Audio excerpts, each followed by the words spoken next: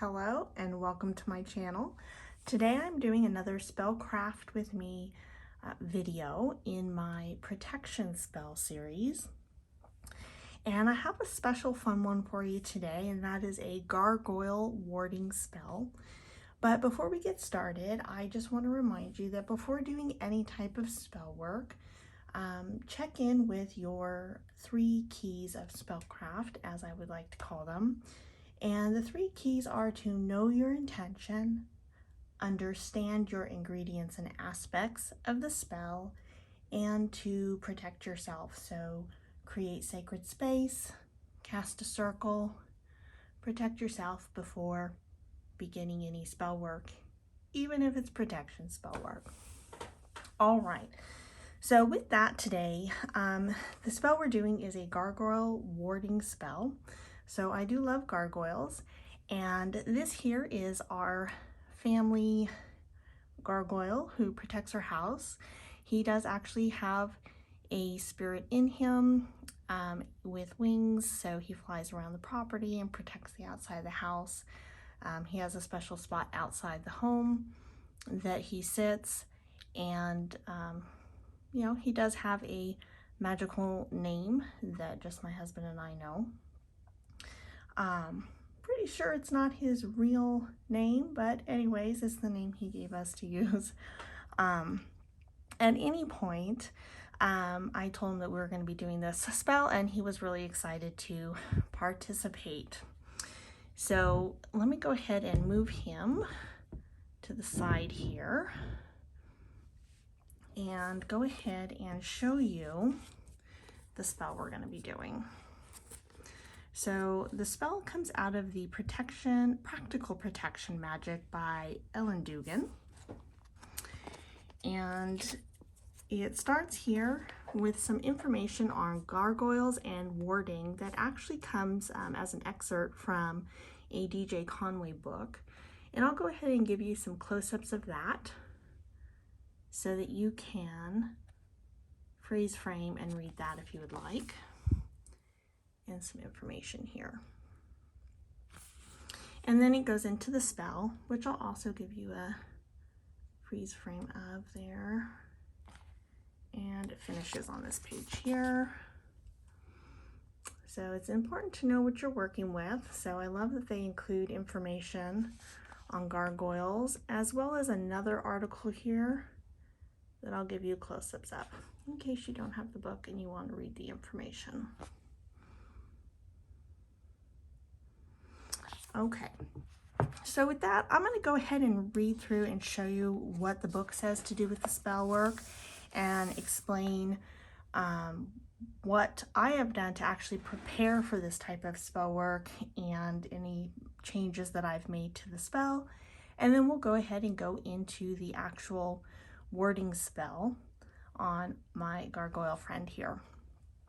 Okay, so the first part of it does mention timing and directions, that it would work, that they would work this spell under sunset on a Saturday, and you can put in some astrological influences of Saturn that way, and the time of day.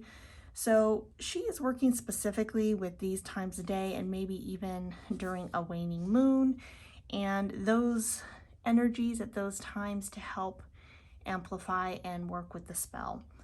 I am choosing not to do it at these times. I'm not able to do it at those times, and I personally am pulling the energy from my own energy and grounding into the earth and pulling up earth energy, as well as I personally work with some spiritual guardians and guides and teachers in the spiritual realm, and so any that are able to and want to assist me with this are helping energetically with that as well. But if you wanted to work with the energies of these times and days and moon phases to help with the energy in this spell, then by all means, please do that. And then we've got the incantation here, which is to be repeated 3 times. followed by a closing up couple of lines here to repeat at the end. And then it states to place the gargoyle in your chosen spot. If you like, give your gargoyle a secret, imposing name known only to the two of you or just yourself if you live alone. Should you ever need to call him out, he will respond.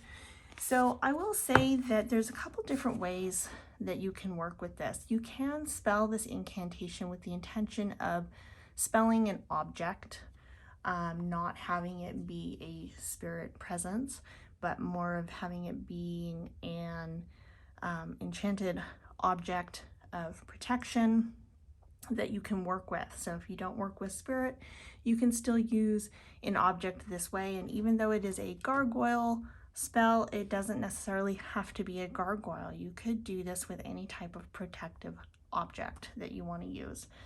I do work with spirit, and we already have a wonderful friend here in the family that does this. When you are working with spirit, if you're looking for one, you may want to do a little bit extra reading on that, and how to invite in a positive spirit. Do what feels right for you, and only what feels right for you, and make sure you know what you are doing before you do it. So if you're stepping into new territory there, do some additional reading on it. Typically, I find that working with spirit, they like a little something in return. He tends to like mainly not having bird feathers underneath where he sits. So, I mean, he doesn't so much mind the lizards or crickets or leaves or anything like that, but he does not like bird feathers. So we basically clean his space, keep his space clean for him. And he likes coming inside on occasion for a warm bath. So that's what he's getting out of participating in today's spell work. So to prepare for it, what I did is I went through and I went ahead and wrote out the spell on a card so I could easily read it as I'm reciting it, and to have it written out.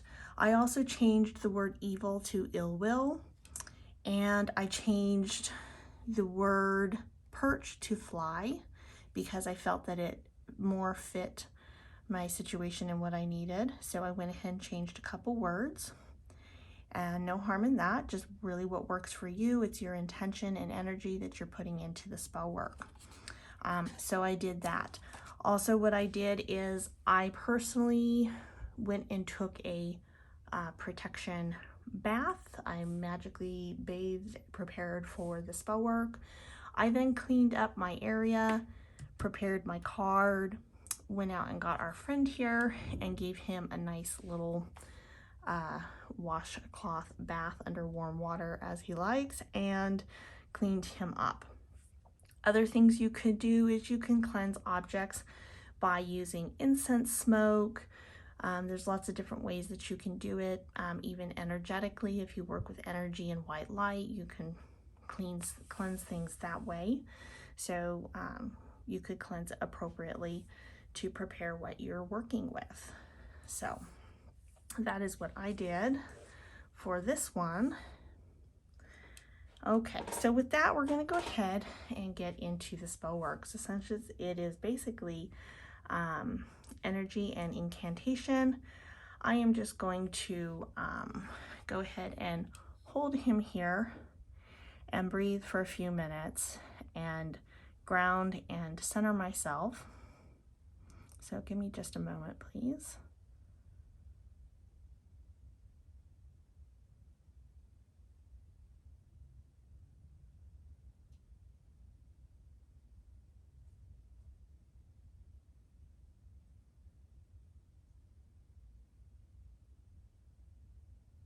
Okay, so I am grounded and centered and energetically prepared to do this spell work, and I am going over in my mind my intention for the spell work, and I also consider it a bit of a blessing on our gargoyle friend here. And I am going to take my dominant hand, as the spell work did suggest, and I am going to place it here and center my energy. And I am imagining the energy centering in my heart chakra and flowing down through my dominant hand, which for me is my right hand, and gathering that energy and pushing that energy and intent into the gargoyle as I speak the incantation. Gothic and gorgeous creature made of stone, ward and protect well my magical home. Now bring protection and security to our door. Frighten away all ill will with your silent roar. Alert me to danger, trouble, and negativity. Fierce and fabulous beast, report any findings to me. Gothic and gorgeous creature made of stone, ward and protect well my magical home. Now bring protection and security to our door, frightening away all ill will with your silent roar. Alert me to danger, trouble, and negativity. Fierce and fabulous beast, report any findings to me. Gothic and gorgeous creature made of stone, ward and protect well my magical home. Now bring protection and security to our door, frightening away all ill will with your silent roar. Alert me to danger, trouble, and negativity. Fierce and fabulous beast, report any findings to me. Gothic and gorgeous creature made of stone, ward and protect well my magical home. Now bring protection and security to our door, frightening away all ill will with your silent roar. Alert me to danger, trouble, and negativity. Fierce and fabulous beasts, report any findings to me. This gargoyle protection spell has been cast by my own hand. Bring us security wherever you sit, fly, or stand. So mote it be. Just done. All right. Now I'm going to say during that spell, incantation here, I got really into the energy and the wording that I couldn't remember if I had said this 2 or 3 times, so I repeated it another time. For me, I really wanted to say it at least 3 times. No harm in repeating it a 4th time if I did. Honestly, I'm going to have to go back into the recording and look to see if I said it 3 or 4 times, because sometimes I just really get into the energy and the counting goes out the door. But the energy is what's important, and that is, it's here and it is done. So that is the gargoyle warding spell. And I grabbed that from the beautiful Protection Magic, Practical Protection Magic by Ellen Dugan. So if you have any questions or comments or thoughts, please feel free to put them down in the comments. Do you find these videos helpful? What type of other type of protection spells would you like to see? I'd love to include them in the upcoming videos. And with that, I hope you have a wonderful, blessed day, and I will see you next time. Thank you for watching.